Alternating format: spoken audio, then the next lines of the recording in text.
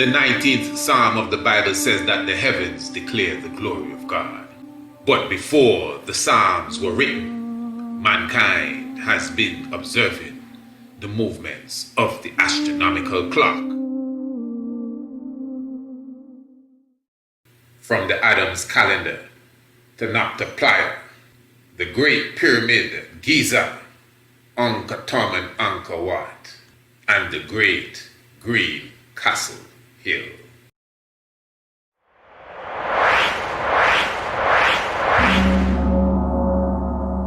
What is ancient astronomy? Where the stars meet the stones. What is ancient astronomy? The mother of archaeoastronomy and astrotheology.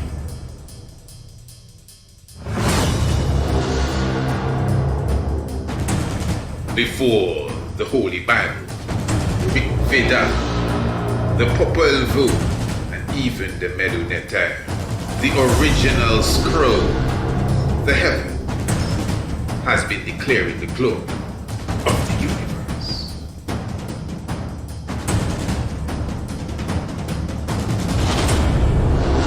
What is ancient astronomy? Order your copy today. Prosperity is a herbal remedy that has been naturally designed to nourish the prostate gland. Prosperity uses a combination of leaves, roots, and barks to create a tincture designed to nourish your prostate gland. It also will assist in prostate-related issues such as erectile dysfunction, swollen prostates, and problems related to the passage of urine. Call or WhatsApp 728-8289, 728-8289 and get your bottle today. Prosperity. Once again, blessed love royal family, as we definitely give thanks to the life giver and the keeper of life, Emperor Haile Selassie I. And give thanks as we are here in celebration mode, as we're giving thanks, first of all, for the anniversary of the Woman Freedom Liberation League. That is the 23rd of March. But as we are now on the 25th day of March, we are celebrating even the cycle, the solar cycle of course, the mother of creation, Emperor Waziri Menin, the wife of Emperor Haile Selassie I, crowned with the emperor in the very same way, at the very same time. We give thanks for such fulfillment of prophecy, even and history in front of us. Yes, family, blessed love, honorable priest Isaac here with you. I know some ones would celebrate even the birthday of the Honorable Empress Menin on the 2nd of April, some say the 3rd, but listen to me, family, I take it all in. Celebration cannot be enough. Every day should be Mother's Day. Give thanks again, Waziri Menin, Holy King Selassie, Jah. Rastafari. What I'm going to do, royal family, we are going to take the moment to go into an excerpt from the wonderful webinar we had yesterday. How many of you were in the house with us yesterday? What a beautiful session we had. We did a lecture that went almost 3 hours in length. Sheba, Aksum, and the Ark. And what I want to do is to spend a few moments to give those who missed the whole session just a touch of what you would have missed, but you still didn't miss it, because Sheba, Aksum, and the Ark is now one of our webinars. So you could literally visit us on our website and purchase Sheba, Aksum, and the Ark. Of course, those of you who are subscribers to the Tiger's Nest, and if you missed the lecture yesterday, you will be getting your copy of Sheba, Aksum, and the Ark. Even if you're not a subscriber and you subscribe to the Tiger's Nest radio program right now, you'll still get a copy of Sheba, Aksum, and the Ark. Remember, the Tiger's Nest radio program is a program that comes to you every Monday, Tuesday, Wednesday, and Thursday at the hour of 7 p.m. Eastern Caribbean time now, 7 p.m. Eastern Caribbean time, Radio Anu, the international flavor, the universal spice, and of course, that is Priest Isaac Institute, and the link is in the description below for those who may not have the link off the door. Now, as I said, what I want to do is to present to you just some of the information that was shared yesterday. I mean, we went into a lot, but I mean, there's a lot more to be covered. And to your surprise, it may be tonight in the Tiger's Nest, we will be continuing the discussion as it relates to Sheba, Aksum, and the Ark. Oh, yeah. But listen to this. Obviously, we're going to have to summarize and recap some of what we touched upon yesterday. But tonight, 7 p.m., make sure you're with us on the Tiger's Nest Radio Anu for the full program where we will be recapping, summarizing, and really continuing on another level. Sheba, Aksum, and the Ark. So family, make sure you get your copy. Visit the website. Definitely, this is a webinar you need to put in your archives for generations to come. Believe me, this was a wonderful sit down. Give thanks to all those who contributed as well after the discussion with questions and comments. Beautiful. So we're going to continue from here. This is about 53 minutes into the lecture. I'm giving you about 53 minutes into the lecture. There's about an hour and 40 minutes left remaining in the lecture itself. So let's take this in. Sheba, Aksum, and the Ark. Bible, the Most High said to the daughters of Zion, I shall give you horns of iron and hoofs of brass. Interesting stuff. Horns of iron. This is what he's saying to the daughters of Zion. How dare he? Horns? What do you... Yeah, because you see, we understand the language now. By now, we should be able to understand the African way of expressing things. We're not looking at it linearly as how we've been taught reading, writing, and arithmetic. WAR, writing, arithmetic, and reading. WAR, it's real war. But it's supposed to be 3 R's. It's not 3 R's. It's 1 R, a W, and an A. Reading, writing, and arithmetic. So when you fall for that stuff, this stuff will go straight over your head. But again, this is the African science. So you see the goddess Hathor with the horns and the sun disk in the center of the horns and the breast even showing for nourishment. And again, I will refer to the scriptures where the Most High is clearly showing us that the daughter of Zion, I shall give her horns of iron and hoofs of brass, not as a mockery, as a reward. And that is why you would see the ancient queens, those who are seen as queen mothers, carrying the horns of Hathor upon their head. All right. Now, Amenhotep III and Queen Tai. Now, Amenhotep III and Queen Tai are the parents of the great Akhenaten. Now, Queen Tai, this is, I think, the most famous picture or bust of her, but there are a few others. Now, although this I'm not showing you the full picture, but this is not the horns. These are the, I cannot remember the Kemetic name, but they're the hands that stand like this, and you do have the disc in the center.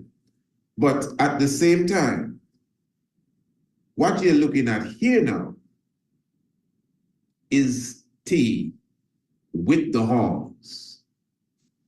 Queen Tai is the mother of Akhenaten, the great Akhenaten. And Queen Tai is seen not just as Hathor, but she was actually worshipped in ancient Kush. Because this relief that you're looking at here is from ancient Kush. which portrays Queen T as Hathor. This is another item which was discovered again in Nubia of Queen T in like a trinity. She's seen with the horns of Hathor. Then she's seen in her full feminine form with the horns of Hathor. And then she's seen as Hathor, the full cow.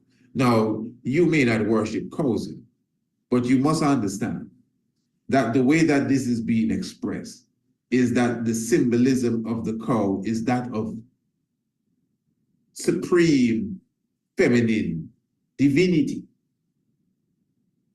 I do not know of any record of Queen T literally being worshipped as such in ancient Kemet. I cannot say. But the evidence has been found. This is my point. Evidence has been found. This is coming from some of the renowned archaeologists in ancient Nubia, of which we will hear from a few of them in a moment. We have some videos we have to present to you too. And let me just say, yes, family, those of you who were with us yesterday, you would have seen the presentation given by Professor Solange Ashby, very in-depth, which really gives more, give more credit to what we've been saying here. And again, family, those of you who consider, oh, I missed the lecture, you didn't miss anything.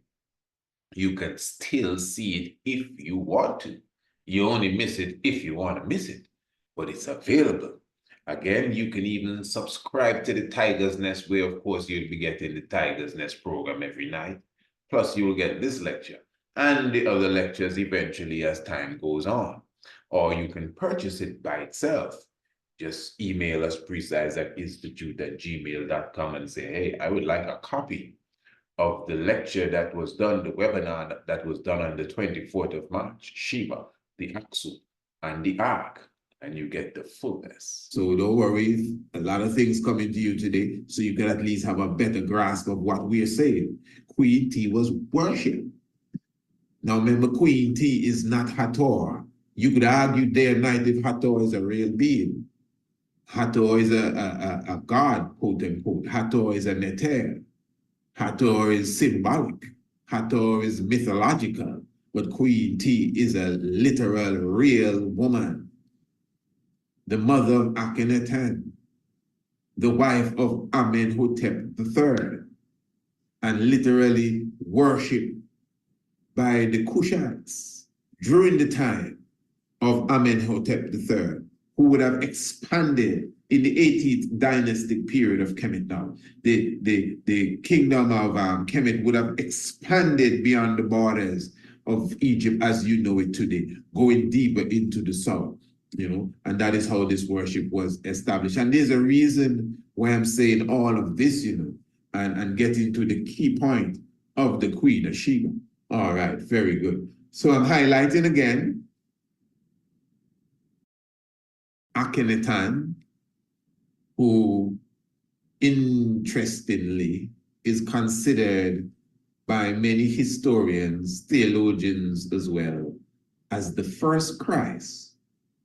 And you may say, well, that's neither here or there, but the first Christ, his mother, interestingly, well, she's not said to have been a virgin, but unlike many other Kemetic queens, she was actually literally seen as a god by the ancient Kushites.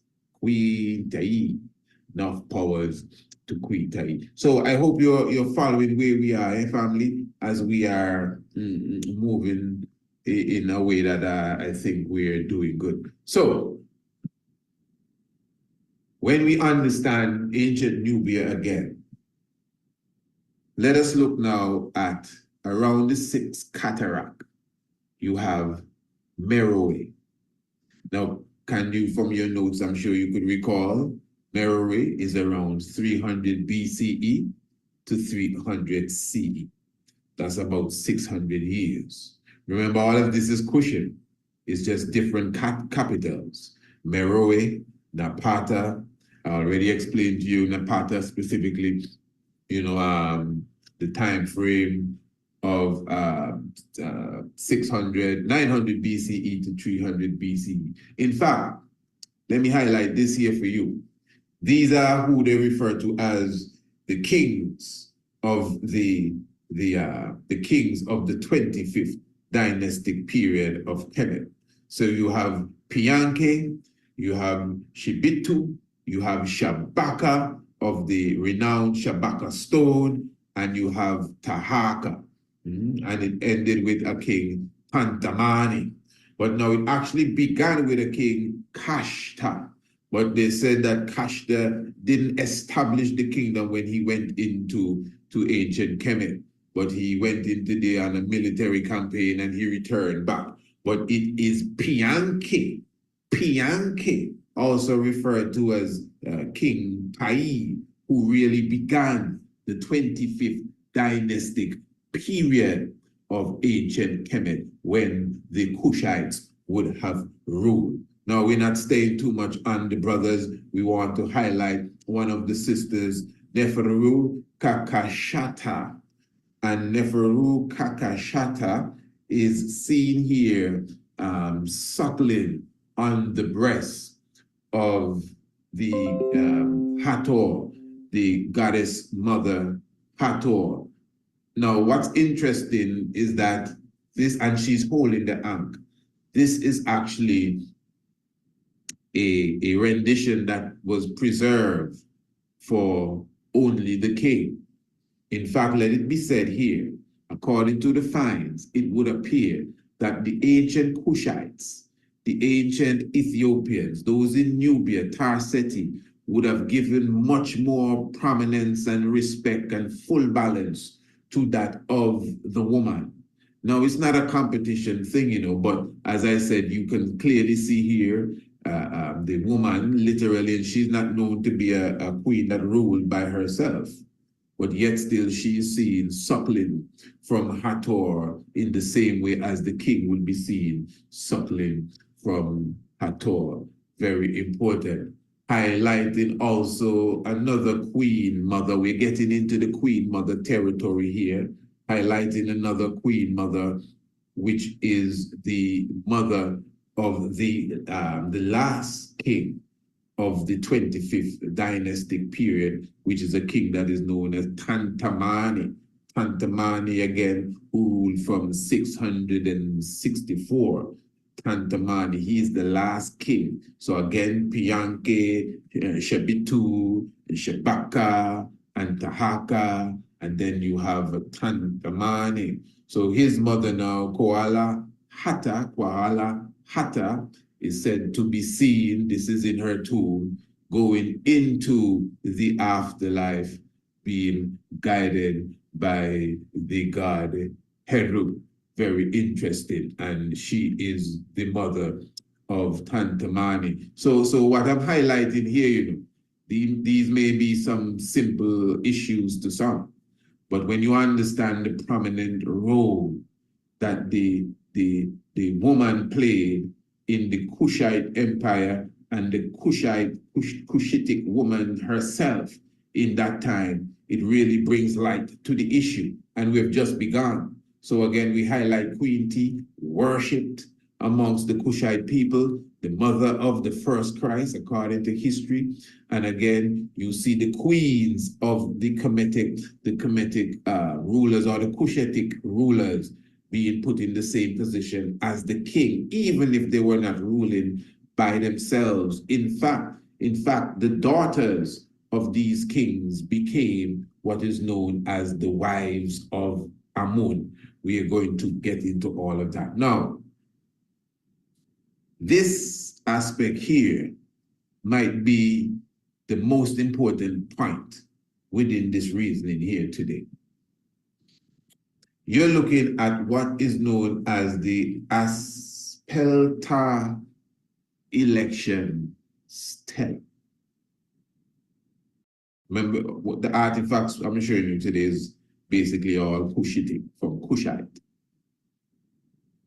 So the Aspelta election stele really shows the king kneeling with his back turned to the god Amun. But you could see the god Amun with his hand over the king's head. And behind the god Amun, you have the god Amun's wife, Mut. Now, across the room, you have a sister standing. That is actually the mother of the king, and they're said to be 4 other steelers like this, even one with King Tahaka and his mother. And what is happening here is that the mother is petitioning to the god Omun. She is a queen mother, obviously. She is one of those wife of Amun, what you would refer to as, listen to this, Kandaki. I want you to hear me good. And she is asking Amun for permission for her son to rule upon the throne. This is what an article on the Queen Mother says here, referring to this stela, which is the Aspelta election stela. And I quote, "A woman of the royal house must request rulership for their son or her son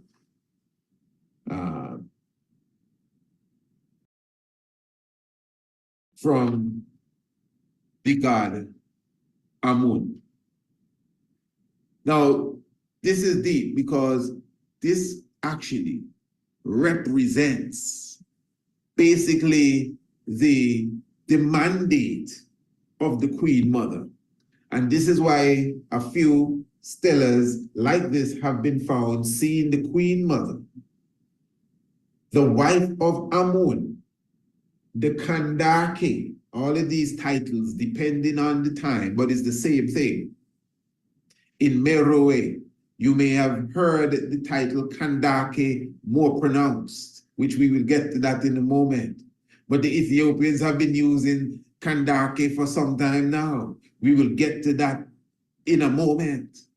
But yet still, they refer to the wives of kings and even daughter of kings as the wives or the sisters of Amun. And it is the Queen Mother, that Kandake again, that comes before Amun. I'm speaking of Kush now, and petitions to Amun to make sure that her son rule upon the throne.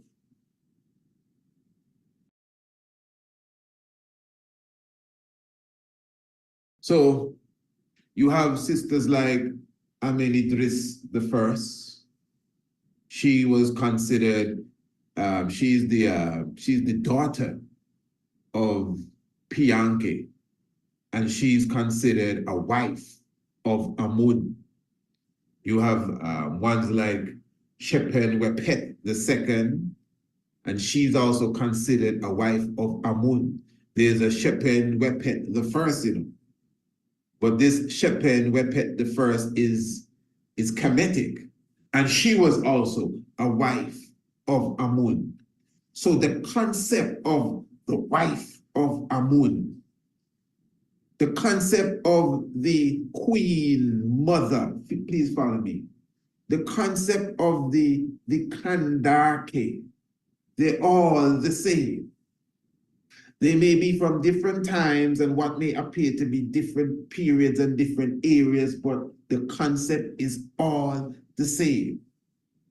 And again, we clearly showed you what their duty is. A woman of the royal house must request rulership for their son from the god Amun. So we covered and Kush we're dealing with. We covered the period of Kerma, 2600 BCE to 1600 BCE. We covered the period of Napata, when Napata was the stronghold capital. This is the same time frame of who? The 25th dynastic period. Okay. Pianke and Shabaka and these great ones that we always hear about. The black pharaohs. Yeah. As if the rest weren't black. That's why we highlighted what was seen on the tomb of Ramesses III, Ursema Atrasa Tepenra, Ramesu, Murray, Amin. So again, the importance of the Kandake, the Queen Mother, she comes before Amun and say, Amun, my son, the throne. And we would have highlighted a few sisters even of that ilk as well. All right. Now, so when we go into now Meroe, we're going to get into that as we are sailing, getting closer to the Queen of Sheba discussion. Meroe, 300 BCE to 300 CE. Now, let us speak about an individual considered a historian, one Strabo. And Strabo or Strabo was born in Turkey. I think it was around 64 BC or so. Now, Mr. Strabo speaks in his, I think, 17-volume geography of the Queen of the South, Queen Candace. Now, Strabo was living in Roman Egypt at the time. I want you to follow me good, eh? And remember, Rome now, coming through North Africa, would have also conquered Kemet. And just like Alexander the so-called Great was trying, he was trying to come into the Kingdom of Kush. But the Ethiopians, the Kushite people, disrupted the plans, 25 BCE and 22 BCE. Keep those dates in mind. And it was an African queen. She wasn't the full monarch then, as her king was still alive, but she did become the sole sovereign eventually. It was an African queen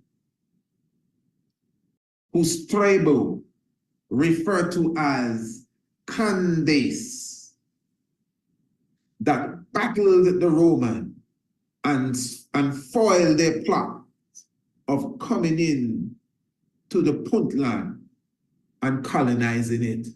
I'm talking about BC, 25 BCE. This is what Mr. Strabo says in the book Geography. How he describes the Queen Candace, ruler of the Ethiopia in my time, a masculine type of woman and blind in one eye. This is from Geography by Strabo. Now it is said, and if you notice, he referred to her as the Ethiopian queen. Now you could argue that it is the area known as Kush at the time, because you must keep in mind that this kingdom of Meroe, according to history, came to an end at the hands of King Izana, the king of Aksum. So if Aksum is Ethiopia, and Aksum brought Meroe to an end, But yet still when Strabo is speaking of the queen of Ethiopia, he talking about the queen that is ruling from Meroe. You comprehend what I'm saying? And this is why we have to study and research, diligent research with understanding, so that when we have to converse, we don't just, again, speak any old thing and just broad brush the conversation without comprehending exactly where we are. Very good. So, as we continue, so when we observe now, and we get into the meditation here, as I said, these are the words of Strabo. This is specifically his instructions. This is what he's seeing. This is what, as he said, in his time, that's what he clearly said. This is what he's observing in his time. So if that is his time, this is what he would have seen with his eyes. Very good. Now let me get into this now for those who are here with us. I want to highlight to you now, family, the different queens that we would consider to be the great Kandaki queens that we speak of historically. Now, of course, as I said, the Queen Makeda was considered, and this is just a quick look, family, of the kings of Napata, the very same kings that would have ruled the 25th dynastic period of Kemet. And one moment there, again, give thanks, as I said, for those who may just be checking in, this is just a bit of the presentation that we were given previous day. I'm talking about Sheba, Aksum, and the Ark. As you could see, we started it about, I think about 53 minutes into the presentation. We've just reached about the hour spot into the presentation, and we still have about an hour and a half to go into the presentation, or to seal up the presentation. It was a very beautiful, as you could see by now, because we didn't even begin at the beginning. We started almost an hour into the presentation, and trust me, as soon as we started, You understand? Because this is a webinar. Those who were there would have paid their entrance fee. As we started, So I'm still going to give you a bit more of it. Of course, you're not going to get all. There's so much more for you to get, but you can get all. As I said, you didn't miss anything. If you want to, for sure, it is available. You could definitely visit the website. And of course, you could email us, priestisaacinstitute@gmail.com. In fact, that's the better thing for you to do right now. Just email I and say, Priest, I would like to get my copy of the lecture that was done, Sheba, Aksum, and the Ark. I really was going to come on board and purchase, but something happened and I just didn't get there. But I'm ready now. It's all right. You'll get your full copy. And for sure, those of you who were there, you'll be getting your complimentary copy as well. But let me tell you a secret.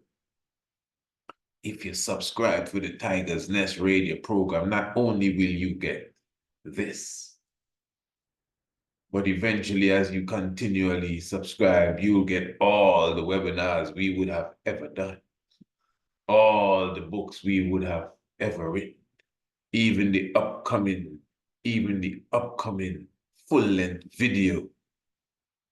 What is ancient astronomy? Listen, we have so much to offer here in the Tiger Zone.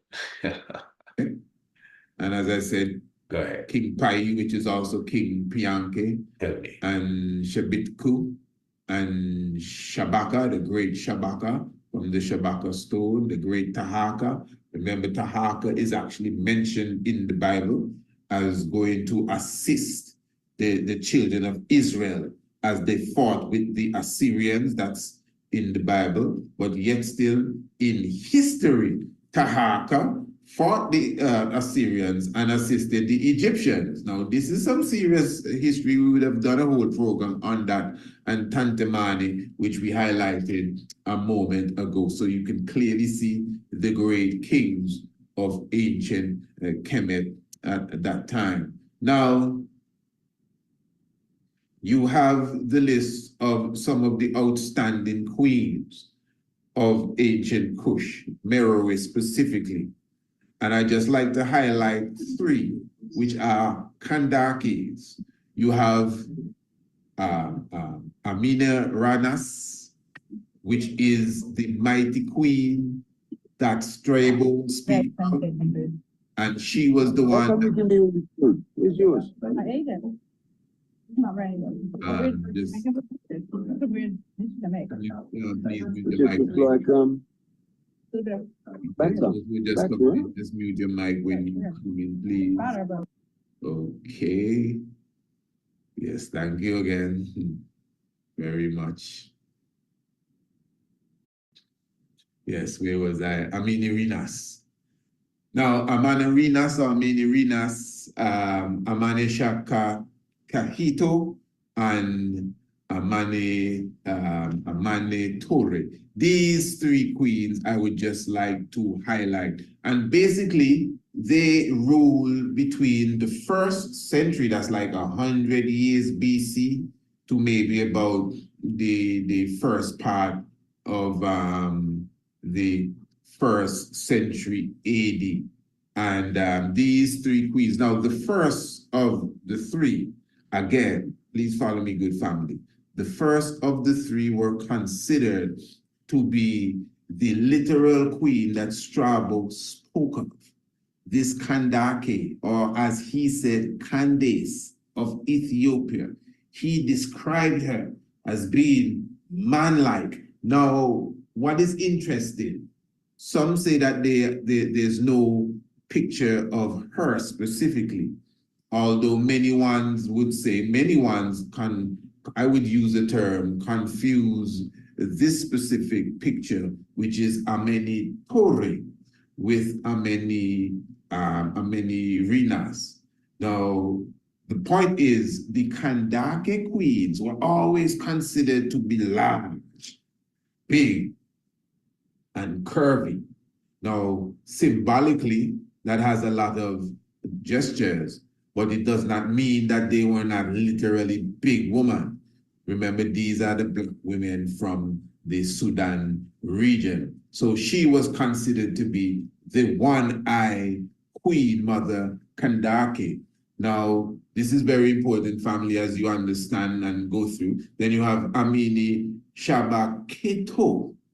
And she now, you're seeing her standing before the god Apedimet. And she's been embraced at the back from Amasemi, which is the wife of Apedimet. Now, again, you notice the time frame. We've gone into AD period now, we've come out of the BC period that we would have been speaking about for at least the last hour. Now we've gone into the AD period when Amani Sheba Keto is ruling. And now you're seeing her presenting herself before the lion-headed god Apedimet. Now, of course, Apedimet is seen in strong accord in ancient Nubia, in ancient Kush. But of course, the lamb-head or the ram-head god Amun again was also seriously considered at that time.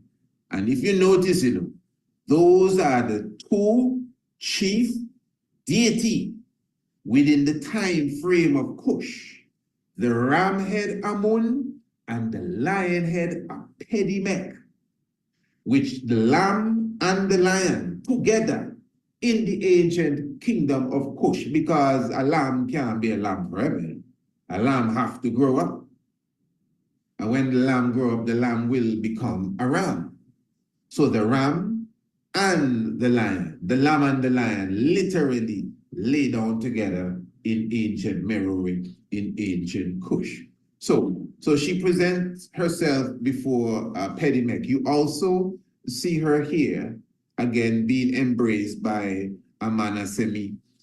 And if you look good, you would see that she's actually inhaling the angst that is coming out of the goddess's nostrils. So one is breathing out the angst, and the Queen Ameni Shabaketo is literally inhaling or inspiring the angst. If you notice how she is much bigger, even her arms much bigger than the goddess Amasemi.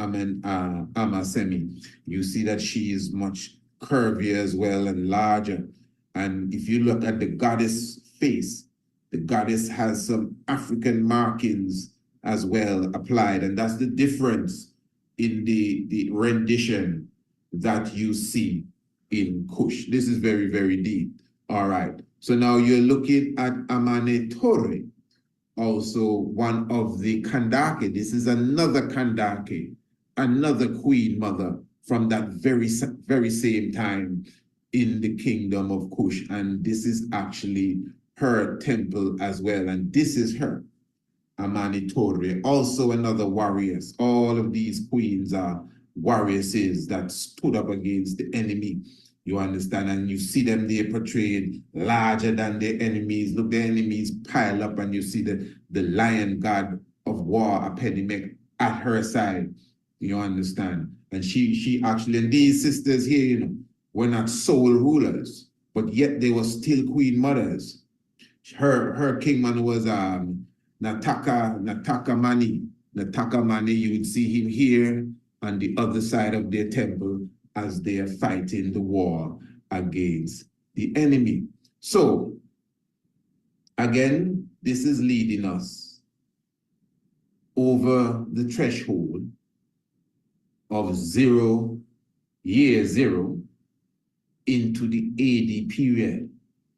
So what have we been seeing thus far now? Because I want to make sure that my audience, I see one's just coming in, and please, we just keeping the mics off. So those who have any question or comments, we will be opening the floor before we leave. So again, and even for those who would have been just coming in, we were happy. All right, Royal family, give thanks again. Listen, family, I'm just basking in the information and the vibes. Definitely, after the presentation yesterday, everyone was so full and just full of energy and vibration. And I'm just preparing myself for the tiger's nest tonight. Make sure you join me tonight. I'm talking about 7 p.m. Eastern Caribbean time, Radio Anu. The link is in the description below. And make sure you get a copy. Get a copy of this specific webinar. And remember, you know, family, you are free to reach out to myself, reach out to the Institute if you desire me to do a lecture, if you desire me to do a webinar, just like you see me do my own lectures, just like you see us do our webinars, and, you know, whether you want it in the same way that we do our training for different companies and different organizations. We can do seminars and lectures for yourself, your group. You yourself may desire to pull an audience together and have us come and lecture to them. We would literally come wherever you are on the planet, or we can do it online. So for sure, you desire to host or to sponsor a lecture or a series of lectures or workshop or whatever it is, you can definitely reach out to us. You plan it, you prepare it, reach out to us, and we will lecture for you. We will do a webinar for you. We will do workshops for you. You see exactly what we do. You see all the subject areas we touch upon. Someone was telling us the other day, oh man, I speak about too many things, too many subjects I touch upon. I took that as a compliment, by the way. So looking forward to your presence this evening, Tiger's Nest. Holy Manuel Selassie, Jah Rastafari. Highlighting the ancient Kingdom of Kush in its different periods, its different geographical boundaries, and the different word sound that were given to the matriarchs. And we also highlighted the importance of the concept of the Queen Mother. We highlighted the importance of the concept of the Mother Goddess. We highlighted the importance of the concept of the Kandarke. We highlighted the importance of the wife of Amun, and also the importance of the sister of Amun. So again, everyone that is present here will be definitely getting a copy of this, and they will be in a position to review. So I'm going to highlight this stela once more. Family. I mean that, family. Our youths, our young ones, our children, we need them, redeem them, and clean them. You see them, or else the enemy will come and scheme them. Family. I mean that, family. Education for the nation that's full of salvation, biology, astronomy, and African theology, geography. Family. I love that, family. Whatever the age or the stage, that youth will be engaged with tutorials, activities, and videos from the studios of the Priest Isaac Institute of Holistic Knowledge. Family. The International Homeschool Program is designed and recommended for all ages. The psychological state of our children is very important, especially in the environment that most of us live in. The International Homeschool Program provides online classes, activities, and videos that are fun for the youth and edifies them of their African heritage as well as the higher sciences. To enroll your family today, visit www.priestisaacinstitute.com, go to the main website, and search for Youth Corner. Or you can email priestisaacinstitute@gmail.com for a course sample. Give thanks.